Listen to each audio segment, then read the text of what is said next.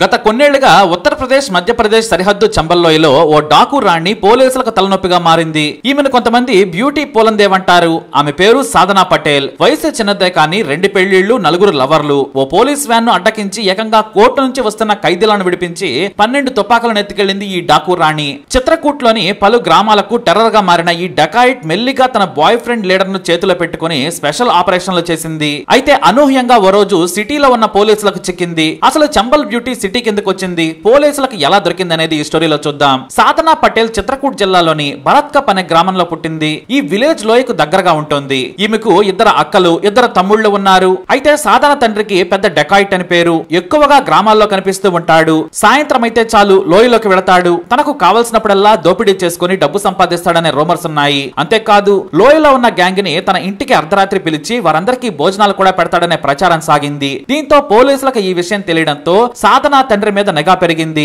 ఇక ఈ సాధన తన గ్రామంలోని ఓ వ్యక్తిని ప్రేమించింది. దీంతో తన కులానికే చెందిన వ్యక్తితో పెళ్లి చేశాడు ఆమె తండ్రి. అయితే 6 నెలలు కూడా తన భర్తతో ఉండలేదు. ఇంతలో మరో వ్యక్తితో అక్రమ బంధం పెట్టుకుని అతన్ని కూడా పెళ్లి చేసుకుంది. అదేంటంటే తన భర్త అత్తమామను కూడా కొట్టింది. గ్రామంలో ఎవడైనా మాట్లాడితే చంపుతానని బెదిరించేది. అంతేకాదు కిరాణా సరుకులు తీసుకున్నా సరే డబ్బులు ఇచ్చేది కాదు. దీంతో గ్రామంలో డాకు రాణిగా పేరు తెచ్చుకుంది సాధన.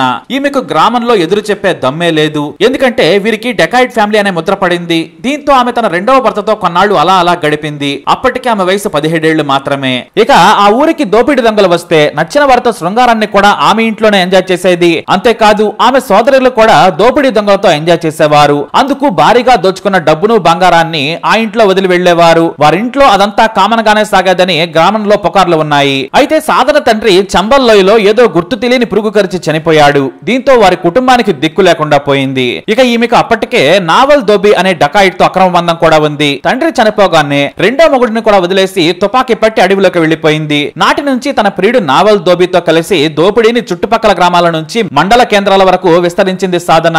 ఆమె అందం కోసం నావల్ దోబి ఏదంటే అది చేసేవాడు. కొన్నాళ్లకే ఆమె చంబల్ బ్యూటీగా పేరు తెచ్చుకుంది. అతి తక్కువ కాలంలో సాధన మీడియాలకు కూడా ఎక్కింది. అంతేకాదు పోలీసుల ఇంటెలిజెన్స్ రాడార్లకు కూడా వెళ్లిపోయింది. ఇటు యూపీ అటు మధ్యప్రదేశ్ లలో సాధన గ్రామ ప్రజలను గజగజ వణికించింది. ఆమె మీద మొదట స్థానిక పోలీసులు 10,000 రివార్డును ప్రకటించారు. ఆచూకీ తెలిపితే 10,000 ఇస్తామన్నారు. కానీ ఆ 10,000 కోసం ఎవరు రిస్క్ చేస్తారు? దీంతో చిన్న క్లూ ఇచ్చిన 30,000 ఇస్తామని పోలీసులు ప్రకటించారు. అయినా సరే సాధన దొరకలేదు. అయితే ఆమె అలజడి మాత్రం నిత్యకృతమయ్యేది. ఇక నావల్ దోబి లవర్ గానే మొదట సాధన పాపులర్ అయింది. అయితే ఆమె వల్లనే స్థానికంగా దోపిడీలు పెరిగాయనే పేరుంది. ఈ నావల్ దోబికి బాగన్పూర్ లో ఓ ప్రియురాలు ఉండేది. ఆమెను కలుసుకునేందుకు వారానికి ఓసారి వచ్చేవాడు. ఎక్కువ సార్లు ప్రియురాలని అడవిలోకి లేదంటే చీకట్లో వేరే బంధువుల ఇంటికి పిలిపించుకుని ఎంజాయ్ చేసి మద్యం తాగి వెళ్లేవాడు. ఈ విషయం పోలీసులకు తెలియడంతో వ్యూహాత్మకంగా వలపన్ని నావల్ దోబిని పట్టుకున్నారు పోలీసులు. అప్పుడే పోలీసులకు అసలు విషయం తెలిసింది. గ్యాంగ్ లీడర్ ఎవరైనా సరే ప్లాన్లు మాత్రం అమలుపరిచేది సాధననే అని చెప్పాడు.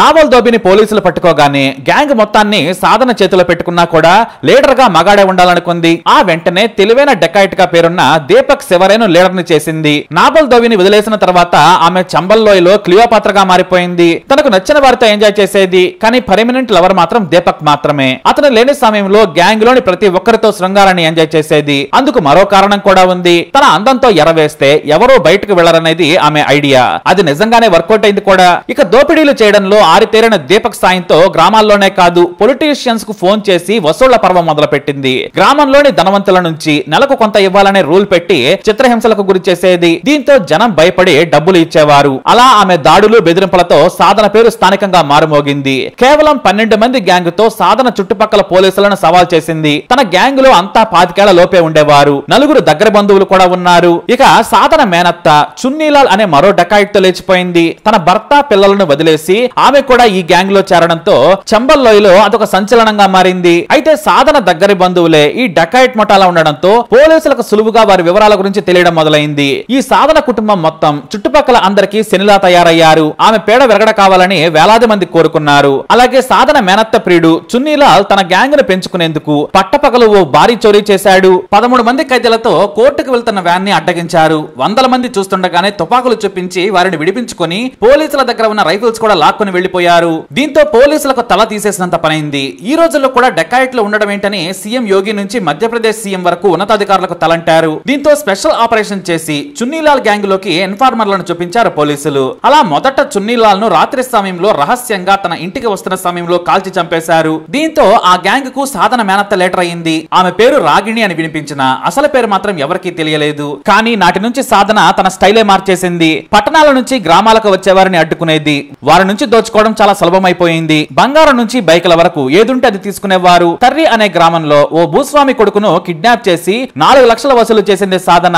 ఇలా 2018 నుంచి బేపచ్చం సృష్టించడం మొదలుపెట్టింది. దీంతో పోలీసులు గ్రామాల్లో నిఘా పెట్టి ఎవరైతే ఒంటరిగా అడవిలో నుంచి వస్తారో వారందరినీ పట్టుకొని హత్య చేసేవారు పోలీసులు. గ్రామంలో ఎన్కౌంటర్లు జరుగుతున్నాయనే అనుమానం కూడా రాకుండా ఆపరేషన్ స్టార్ట్ చేశారు. అయితే సాధన మేనత్త గ్రూప్ కూడా ఈమెతో కలిసిపోయింది. తన కొత్త ప్రియుడితో కలిసి ఒకే గ్యాంగ్ ను ఏర్పాటు చేశారు. కానీ ఆమె గ్యాంగ్ లో పోలీస్ ఇన్ఫార్మర్లు ఉన్నారు. అతనికి ఏకంగా ఫోన్ ఇచ్చి సాధనను మొట్టబెట్టాలని అనుకున్నారు. అప్పటికే వరుసగా ఈ గ్యాంగ్ మెంబర్లు అనుమానాస్పదంగా చనిపోతుంటే ఏదో జరుగుతుందని భావించింది. అందుకే భారీగా డబ్బు తీసుకొని తన ప్రియుడు దీపక్ తో కలిసి బైక్ పై వేషం మార్చి బయటకు వచ్చేసింది. తనకు తాను బయటకు వెళ్తున్నానని మళ్లీ వస్తానని చెప్పిన సాధన తన డెకాయిట్ నేరాలు వదిలేయాలనుకుంది. అందుకే దీపక్ తో కలిసి బయటకు వచ్చేసింది. కడియాన్ అడవి నుంచి 50 కిలోమీటర్ల దూరంలో ఉన్న టౌన్ కు చేరుకుంది సాధన పటేల్. అక్కడ ఓ లాడ్జ్ లో తన ప్రియుడితో కలిసి ఎంజాయ్ చేయడం మొదలు పెట్టింది. మెల్లిగా దూర ప్రాంతాలకు వెళ్లి పెళ్లి చేసుకుని సెటిల్ కావాలనుకుంది. కానీ దీపక్ భయపడ్డాడు. తాను తెలియకపోయినా సాధన అంటే 2 రాష్ట్రాల్లో ప్రతి పోలీస్ కి తెలుసు. చాలా మంది పేపర్లో చదివే వారు కూడా సాధనను గుర్తుపడతారు. ఎందుకంటే చంబల్ బ్యూటీగా ఆమె మీద ఎన్నో కథనాలు మీడియాలో వచ్చాయి. ప్రియులను ఇష్టం వచ్చినట్లు మారుస్తుందనే పేరు కూడా సంపాదించుకుంది.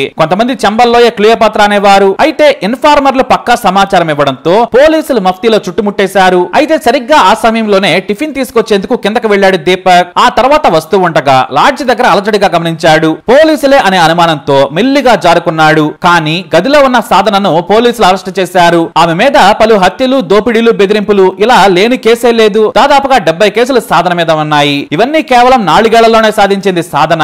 చివరకు జంగిల్ నుంచి బయటపడదామనుకునే లోపు పోలీసులకు దొరికిపోయింది. అంతేకాదు మరోవైపు సాధనను పట్టుకునే సమయానికే దాదాపు 10 మంది చంబల్లోయ దొంగలను పోలీసులు చంపారని టాక్ కూడా వచ్చింది. అయితే ఆ ఎన్కౌంటర్ గురించి మాత్రం బయటకు రాలేదు. ఇక సాధన బ్రతికిపోవడానికి గల కారణం టౌన్ లో దొరకడమేనని పోలీసులు తేల్చారు. లేదంటే కాల్చి చంపేసేవారట. ఇక ప్రస్తుతం లోయలోని గ్యాంగ్లను ఏరేసేందుకు ఆమె సాయం తీసుకోవాలనుకుంటున్నారట పోలీసులు. కేవలం అందుకే ఆమెను అరెస్ట్ చేసి మీడియాకు చూపించారు. లేదంటే ఎన్కౌంటర్ చేసేసేవారే. కేవలం 21 ఏళ్లకే బందిపోటు రాణిగా, జూనియర్ పోలందేవిగా, క్లియోపాత్రగా కూడా పేరు తెచ్చుకుంది ఈ డాకు రాణి. మరి ఈ డెకాయిట్ పై మీ అభిప్రాయాన్ని కమెంట్ ద్వారా తెలియజేయండి. ఇలాంటి ఇన్ఫర్మేషన్స్ కోసం లైక్ చేయండి, షేర్ చేయండి, మా ఛానల్ ని సబ్స్క్రైబ్ చేసుకోండి.